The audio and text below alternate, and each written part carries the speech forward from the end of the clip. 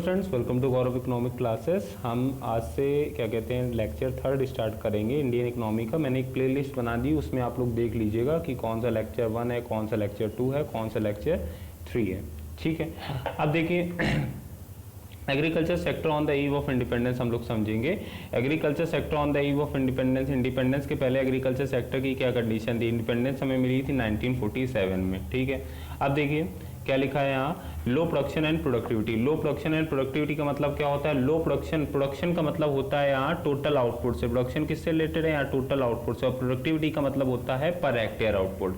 मतलब प्रोडक्शन है कितना टोटल आउटपुट हमारा हो रहा है, और प्रोडक्टिविटी मतलब होता है 1 हेक्टेयर लैंड में कितना हमारा आउटपुट प्रोड्यूस हो रहा है। तो दोनों उस टाइम क्या थे, बहुत ही लो थे। दोनों उस टाइम क्या थे, बहुत ही ज्यादा लो थे। और लो क्यों थे, क्योंकि जैसे मान लीजिए ये हमारा फार्मर है, ये जमींदार है और ये ब्रिटिश है।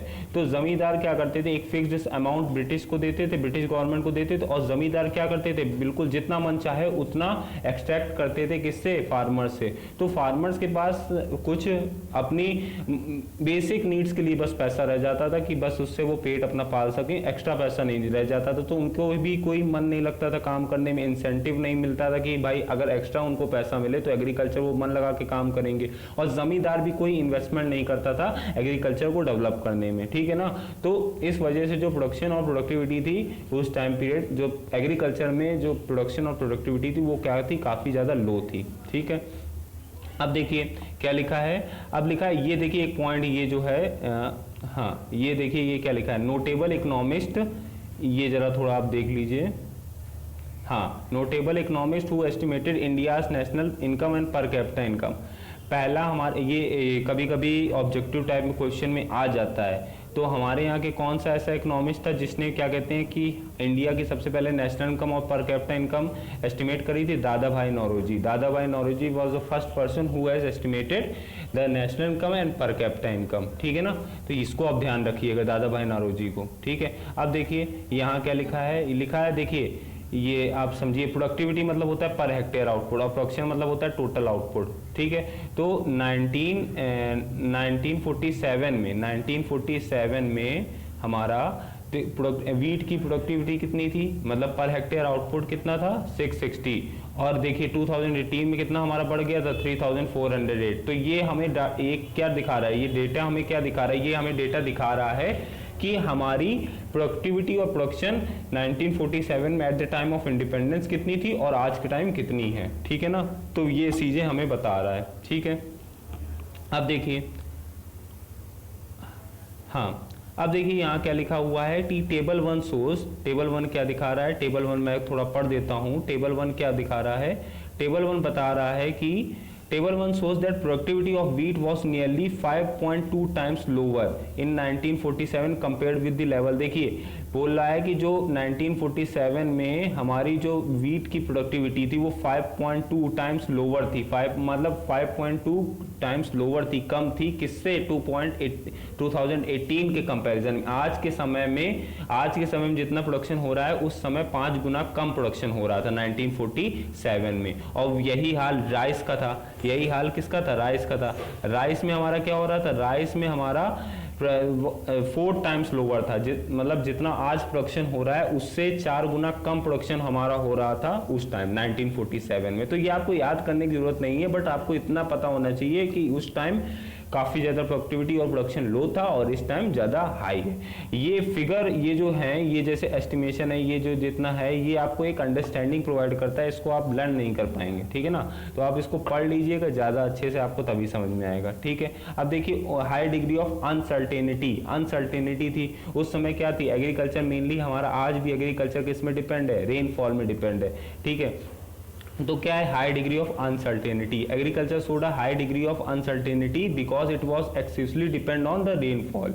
रेनफॉल में डिपेंड करता है हमारा एग्रीकल्चर। गुड रेनफॉल अगर होगी तो ज़्यादा अच्छा हमारा आउटपुट होगा।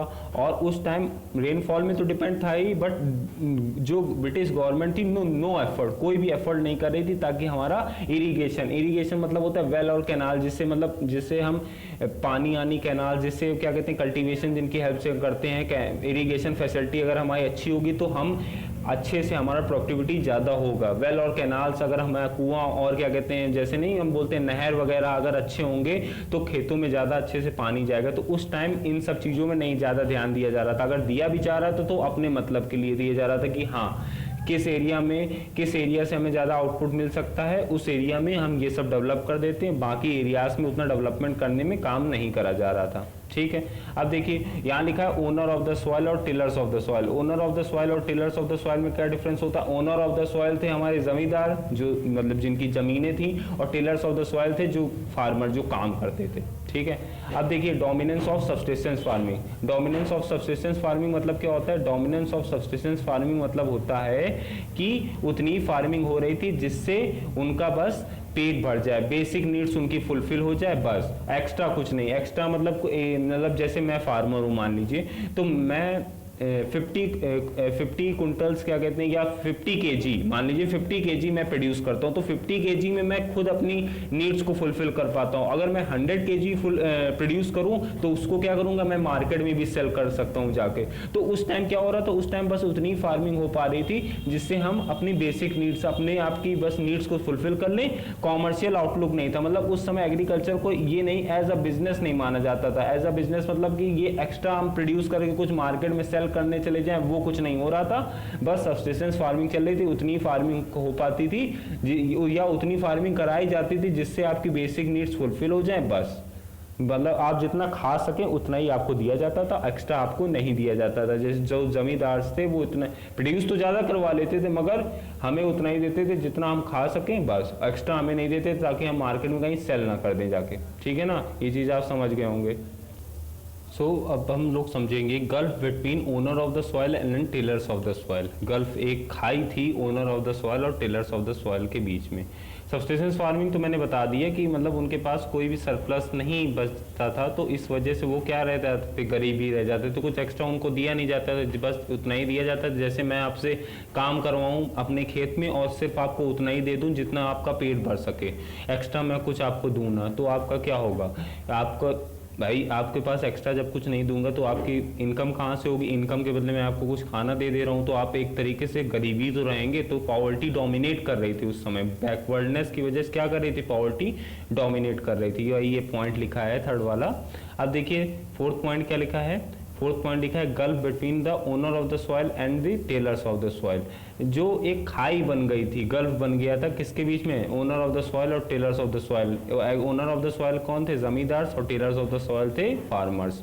तो agriculture during the British Raj were characterised by the gulf between the owner of the soil on the one hand and the tillers of the soil on the other hand. While the owner of the soil shared the output, they seldom hardly share the cost of production. They were merely interested in maximizing their rental income. जो ज़्यादातर owners of the soil थे वो ज़्यादातर उनको इससे मतलब नहीं रहता था कि कॉस्ट ऑफ प्रोडक्शन कितनी है, उनको बस इससे मतलब रहता था कि वो रेंटल इनकम, मतलब रेंटल इनकम, वो ज़्यादा से ज़्यादा इनकम अर्न करने के चक्कर में रहते थे। जमींदार जो थे वो ज़्यादा से ज़्यादा क्या इनकम अर्न करने के चक्कर में रहते थे कि हाँ ज़्यादा से ज़्यादा हम जितना जो फार्मर से आउटपुट लें और उनको हम कम से कम पैसा दें और ज़्यादा से ज़्यादा आउटपुट मेरे पास आए, ताकि ज़्यादा से ज़्यादा आउटपुट अगर उनके पास आएगा तो उसको वो सेल करके या उससे क्या कहते हैं सेल करके तो वो अपना ज़्यादा से ज़्यादा पैसा कमा सकें। तो इस वजह से जो टिलर्स ऑफ द सॉइल थे उनको बस इतना मिनिमम दिया जाता था, मिनिमम जो फूड ग्रेन दे दिया जाता था ताकि वो सर्वाइव कर सकें। ठीक है ना,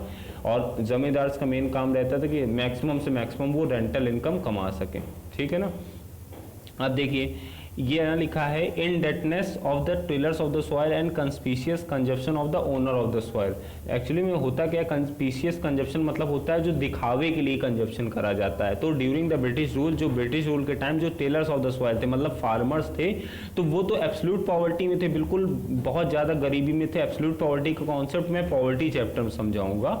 and accepted indebtedness as their way of life. देखिए जो ब्रिटिश रूल के टाइम जो टिलर्स ऑफ द सॉइल थे वो गरीब थे और उन्होंने मान लिया था कि हम जिंदगी भर क्या रहेंगे, कर्जदार रहेंगे, और उन्होंने कर्ज को ही अपना जिंदगी मान लिया था कि हमेशा हम गरीबी में रहेंगे। और जो हमारे ओनर ऑफ द सॉइल थे, ओनर ऑफ द सॉइल थे, वो किस में रहते थे, हमेशा दिखावे वाले कंजप्शन में ज़्यादा रहते थे। नहीं, आपके सोसाइटी में कुछ लोग होते होंगे बहुत अच्छा खाते हैं, बहुत अच्छा पहनते हैं, ठीक है ना, तो उन चीज़ों में वो ज़्यादा रहते थे। कौन, ओनर ऑफ द सॉइल, जो जमींदार थे हमारे। ठीक है। और the tillers of the soil viewed agriculture mainly as the source of sustenance. जो टिलर्स ऑफ द सॉइल थे वो एग्रीकल्चर को किससे देखते थे कि उनका बस मिनिमम से मिनिमम उनको खाना मिल जाए, बस इसी को ही एग्रीकल्चर में देखते थे। एग्रीकल्चर उनके पॉइंट ऑफ व्यू में ये था कि उससे बस थोड़ा बहुत उनका घर चल जा रहा था बस। एग्रीकल्चर को एक तरीके से बिजनेस नहीं देखते थे वो, उस समय बिजनेस पॉइंट ऑफ व्यू से एग्रीकल्चर को नहीं देखा जाता था। The owner of the soil viewed it is hereditary source of income without investment. और जो ओनर ऑफ द सॉइल था वो उसको क्या था, वो भाई ज़्यादा इन्वेस्टमेंट भी नहीं करता था, उसको अच्छा खासा एक इनकम आ रही थी, किससे, हमारी एग्रीकल्चर सेक्टर से, ठीक है। स्मॉल एंड फ्रेगमेंटेड होल्डिंग, उस टाइम जो क्या था कि एक्चुअली में जो लैंड होल्डिंग थी, मतलब लोगों के पास जो ज़मीनें थी वर बोथ स्मॉल, जो फार्मर्स के पास क्या थी, जो ज़मीनें थी वो क्या थी, बहुत ही ज़्यादा स्मॉल थी, were both small and fragmented. Fragmented मतलब होता है बिखरी हुई थी, एक प्लेस या जैसे एक ज़मीन यहाँ है एक ज़मीन कहीं और है, एक ज़मीन यहाँ है एक कहीं और, एक ज़मीन यूपी में एक पंजाब में, ऐसे फ्रेगमेंटेड थी। मतलब उस समय ज़मीनें भी लोगों के पास कम थी और फ्रेगमेंटेड थी, मतलब बिखरी हुई ज़मीनें थी, ठीक है ना। तो अब जब आपके पास ज़मीन भी कम है और फ्रेगमेंटेड है तो क्या होगा, आपका ज़्यादातर क्या कहते हैं, आपका जो कॉस्ट ऑफ प्रोडक्शन है वो बहुत ज़्यादा आएगा, क्योंकि आपने यहाँ कल्टीवेशन करा, यूपी में एक ज़मीन में कल्टीवेशन करा, एक ज़मीन पंजाब में आप कल्टीवेशन कर रहे हो, हार्वेस्टिंग कर रहे हो, वो सब कर रहे हो, तो आपकी कॉस्ट ऑफ प्रोडक्शन क्या आएगी, बहुत ज़्यादा आएगी, ठीक है ना। तो इससे लो आउटपुट होता है और हाई कॉस्ट आने लगती है, तो ये फायदेमंद नहीं रहता है। Land revenue system under the British Raj, मैं आपको 10 बार बता चुका हूँ, land revenue system under British Raj क्या था। The British government in India introduce a unique system, British government ने क्या सिस्टम यहाँ इंट्रोड्यूस करा था, एक यूनिक सिस्टम इंट्रोड्यूस करा था हमारा लैंड रेवेन्यू वाला। ये देखिए यहाँ लिखा है, its steps are triangular relationship, एक ट्रायंगुलर रिलेशनशिप चलता था, जैसे कि ये है ब्रिटिश गवर्नमेंट, ठीक है, और ये है जमींदार, ठीक है, और ये है फार्मर, एक ट्रायंगुलर रिलेशनशिप चल रहा है, देख रहे हैं ना। मतलब जमींदार ने किससे पैसा लिया, फार्मर ने दिया जमींदार को पैसा, जमींदार ने दिया किसको, ब्रिटिश को, ठीक है ना। तो एक ट्रायंगुलर रिलेशनशिप चलता था, ठीक है ना।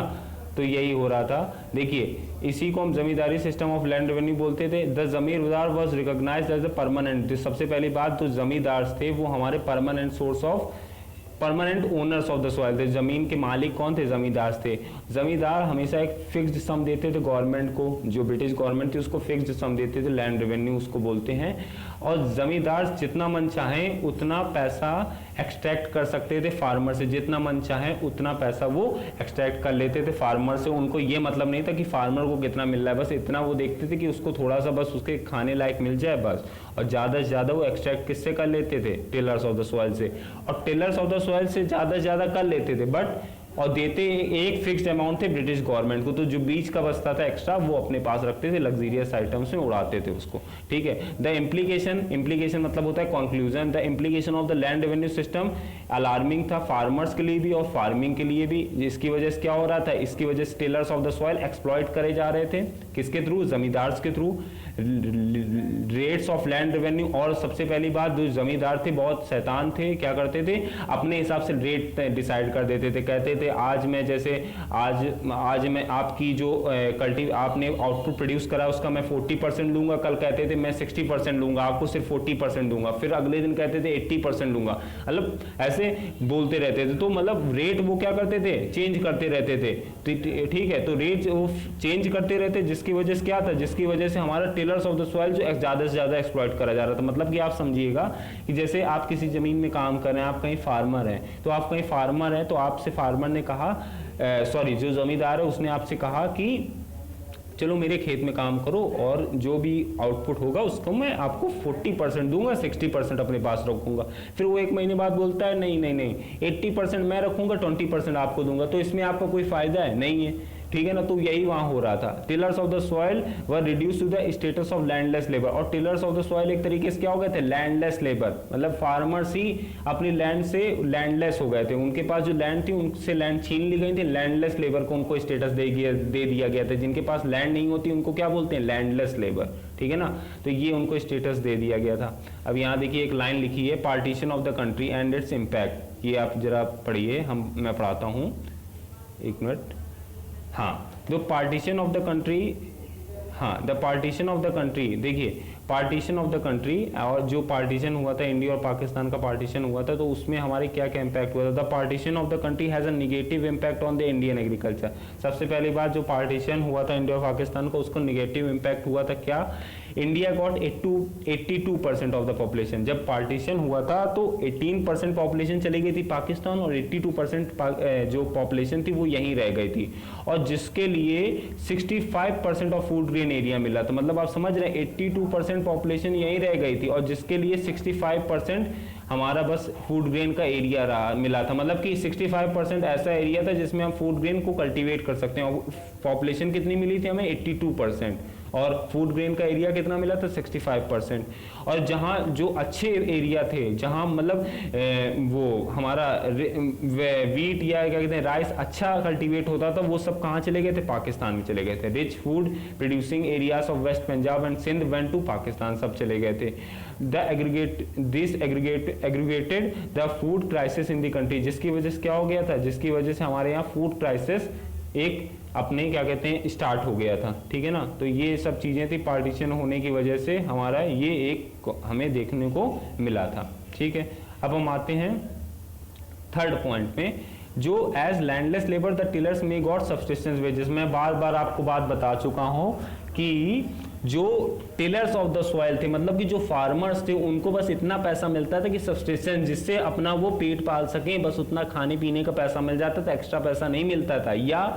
या तो उनको पैसा थोड़ा बहुत मिल जाता था, या तो उनको फूड ग्रेन मिल जाता था उसकी जगह, बस और कुछ नहीं, और वो भी मिनिमम, बेयर मिनिमम, बहुत कम से कम मिलता था। ठीक है ना, बात समझिएगा।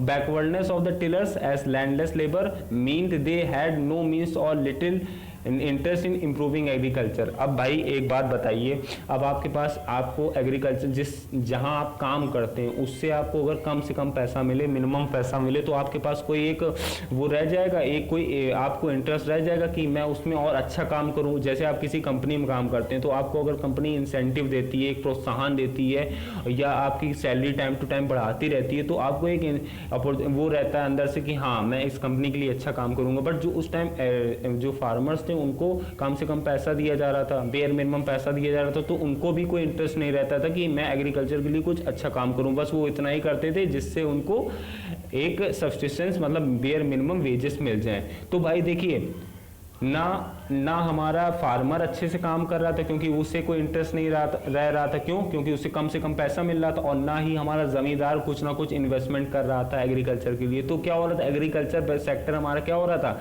बैकवर्ड जा रहा था। ज्यादातर जो जमींदार थे वो अपनी लग्जरियस लाइफ में पैसा उड़ाने में लगे थे।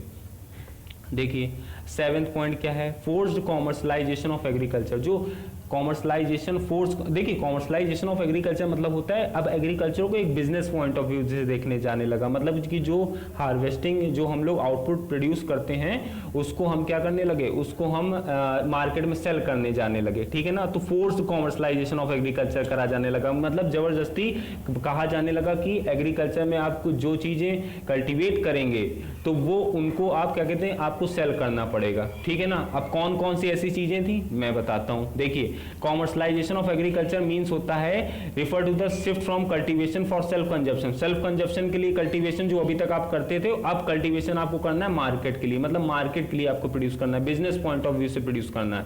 अब देखिए कौन कौन सी चीजें मेनली प्रोड्यूस करनी होती थी उस time, mention need to be basic made for basic. जैसे कि अब उस टाइम बोल दिया था उन्होंने कि कैश क्रॉप आपको प्रोड्यूस करने, कैश क्रॉप जैसे कॉटन, जूट, शुगर केन, इन सब चीजों को आप प्रोड्यूस करने जिनकी वहां हाई डिमांड रहती थी, जिनकी वहां हाई डिमांड रहती थी, तो इन सबको आप प्रोड्यूस करिए। देखिए ब्रिटिशर्स का आप दिमाग देखिएगा, वो लोग क्या कह रहे थे, वो लोग कह रहे थे कि कॉटन आप प्रोड्यूस करिए, कॉटन प्रोड्यूस करिए, जूट प्रोड्यूस करिए। इससे क्या होगा, यहाँ से रॉ मटेरियल जाएगा, कॉटन जूट वगैरह जाएगा, और ब्रिटिश इंडस्ट्रीज को जाएगा, वहां होगा, वहां कपड़े बनेंगे, तो वो अपनी कंट्रीज में सेल करके रेवेन्यू कमा सकते हैं। तो वो ये चीज कर रहे थे। वो अब वीट और राइस को नहीं प्रेफर कर रहे थे, वो उन क्या कहते हैं कि क्रॉप्स को प्रेफर कर रहे थे जिससे उनको ज्यादा से ज्यादा फायदा हो, जिससे उनको ज्यादा से ज्यादा फायदा हो जब वो सेल करें जाके कहीं और। ठीक है ना, अब देखिए, और जो ज़्यादातर क्या कहते हैं कैश क्रॉप्स को प्रेफर करा जाने लगा था कि अब आप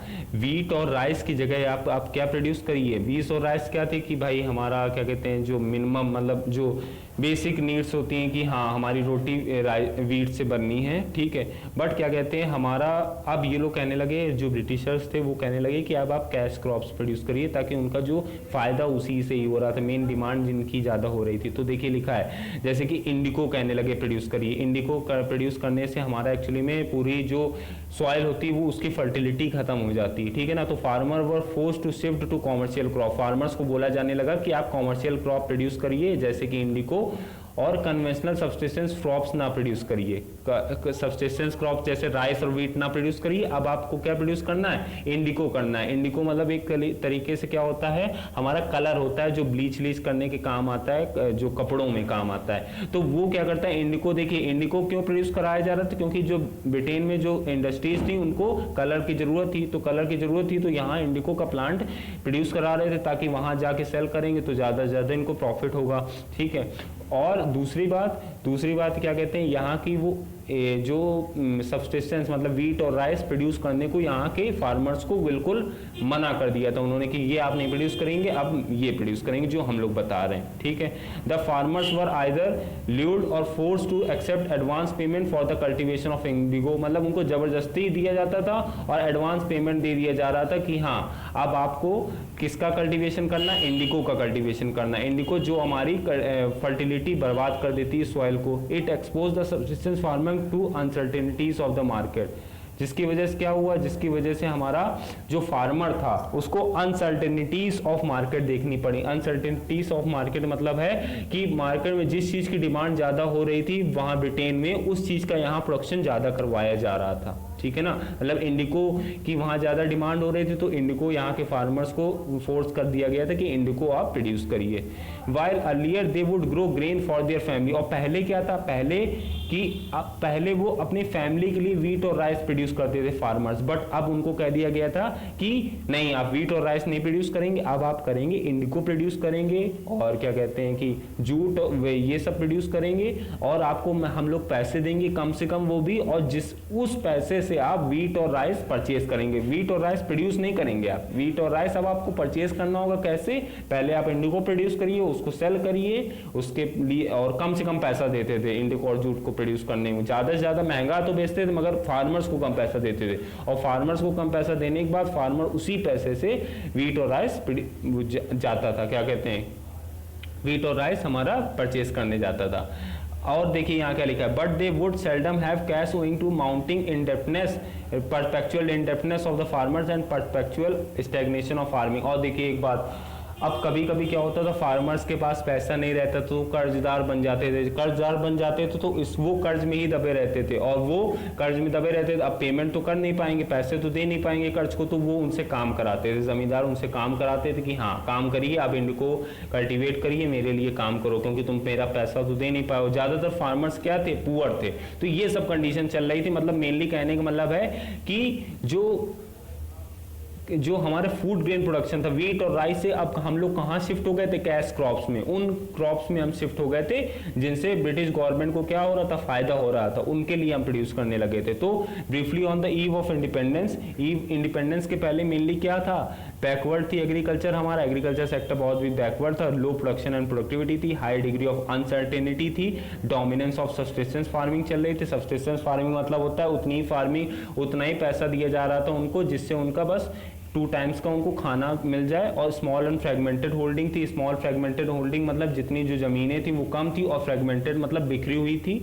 और stagnation of agriculture, stagnation of agriculture मतलब एग्रीकल्चर की जो कंडीशन थी वो बिल्कुल रुकी हुई थी। Gulf between owner of the soil और टिलर्स ऑफ द सॉइल में बहुत गल्फ था। लैंड रेवेन्यू सिस्टम जो हमने बताया, और फोर्स कॉमर्शलाइजेशन। अब वो कैश क्रॉप्स प्रोड्यूस करे जाने लगे थे, पहले फूड ग्रेन प्रोड्यूस करते थे जो हमारे बेसिक नीड्स थी, बट अब कैश क्रॉप जो क्या कहते हैं जिनकी ब्रिटेन में डिमांड हो रही थी ज्यादा, ठीक है।